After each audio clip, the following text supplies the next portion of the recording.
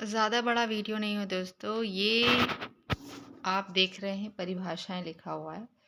जो जैसा कि हमें पता है कि हमारा जो MPPSC असिस्टेंट रजिस्ट्रार का एग्ज़ाम होने वाला है, जो 17 मई को कंडक्ट होगा, उसमें मध्य प्रदेश विश्वविद्यालय अधिनियम 2007 के अंतर्गत भी हमें परिभाषाओं को भी कवर अप करना है। तो परिभाषाएं बहुत ज़्यादा हैं, तो इसका ये मतलब नहीं कि आप उसको छोड़ दो या ऐसी लाइट वे में पढ़कर चले जाओ, तो नहीं। हमें यदि आपको ये क्लियर करना है एग्ज़ाम को, तो एटलीस्ट इतना पढ़कर चले जाना है, क्योंकि बच्चे इसको इग्नोर करेंगे परिभाषाओं को। इतना लंबा परिभाषाएं पढ़ना याद करना थोड़ा मुश्किल होता है। तो कुछ विशेष मैं आपको बता रही हूँ, आप उनको तो थॉरली कर ज़रूर जाएं, ठीक है। तो ज़्यादा समय ना गवाते हुए स्टार्ट करते हैं हम। परिभाषाएं हैं जो किस में दी हैं, धारा 4 में दी हैं, ठीक है। धारा 4 कह लो, सेक्शन 4 कह लो, है ना। उसमें हमें पहले तो 5, 6, 7 अच्छे से करना है। 5, 6, 7 क से शुरू हो रही हैं, कार्य परिषद, कुलपति और कुलाधिपति, ठीक है।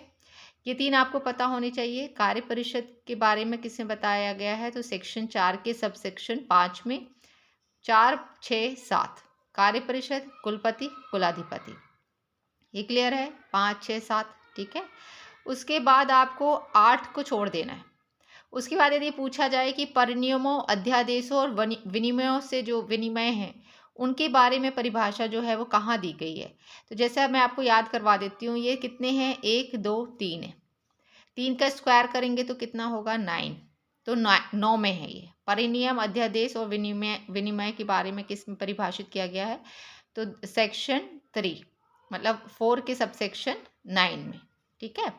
उसके बाद आपको छोड़ देना है पूरा, यहाँ से लेके यहाँ तक। ऐसा कुछ भी इसमें इम्पॉर्टेंट नहीं है कि आपको करना है। तो आपको 5, 6, 7 और 9, 5, 6, 7 और 9 को आपने पढ़ लिया अच्छे से। 5 में कार्य परिषद पढ़ लिया, 6 में कुलपति, 7 में कुलाधिपति और 9 में परिनियम अध्यादेश के बारे में, ठीक है। उसके बाद आपको मूव ऑन कर जाना है आगे। इसमें ऐसा कुछ नहीं है कि आपको उसको पढ़ना है ना। मूव ऑन करेंगे, अब हम आगे जाएंगे। तो इसमें मैं आपको यहाँ से समझा देती हूँ, ठीक है। ये है कार्य परिषद, देख लिया आपने, धारा 5, 6, 7। परिनियम अध्यादेश 3 का स्क्वायर करोगे, धारा 9 में है। फिर हमें पढ़ना है सीधे विद्या परिषद। विद्या परिषद किस में है, 15 में है, धारा 4 के सबसेक्शन 15 में है। सेंटर ऑफ स्टडीज किस में है, तो धारा 4 के सबसेक्शन 16 में है, ठीक है। उसके बाद हम क्योंकि यूनिवर्सिटी में काम करने जा रहे हैं, तो विश्वविद्यालय के बारे में किस में दिया है, सेक्शन 4 के सबसेक्शन 17 में। यूजीसी किस में परिभाषित की है, तो सेक्शन 4 के सबसेक्शन 18 में, ठीक है। उसके बाद टीचर में यदि वो पूछे, ऐसा नहीं पूछेगा कि टीचर्स ऑफ द यूनिवर्सिटीज़ में परिभाषित कहाँ किया गया। यदि वो पूछे कि रीडर की परिभाषा कहाँ दी गई है, या प्रोफेसर की परिभाषा कहाँ दी गई है, या लेक्चर की परिभाषा कहाँ दी गई है, तो आपको पता होना चाहिए कि सेक्शन 4 की सबसेक्शन 20 में दी गई है। उसमें प्रोफेसर भी कवर अप होते हैं, रीडर भी कवर अप होते हैं और लेक्चरार भी कवर अप होते हैं, ठीक है।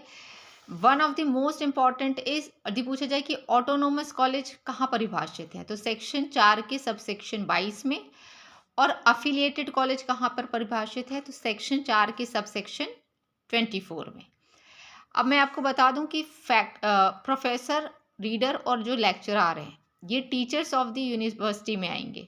बट जो फैकल्टी है वो किस में आएगा, फैकल्टी धारा 23 में है। दैट मीन्स कि सेक्शन 4 के सबसेक्शन 23 में है। तो इसको भी आपको अच्छे से करके जाना है। Last but not the least, court और समन्वय समिति। कोर्ट और कोऑर्डिनेटेड समिति जो बोलते हैं ना, कमेटी, है ना, इंग्लिश माध्यम के बच्चों के लिए, ये किस में है, तो सेक्शन 4 के लास्ट के जो सबसेक्शन है 25 और 26, 25, 26।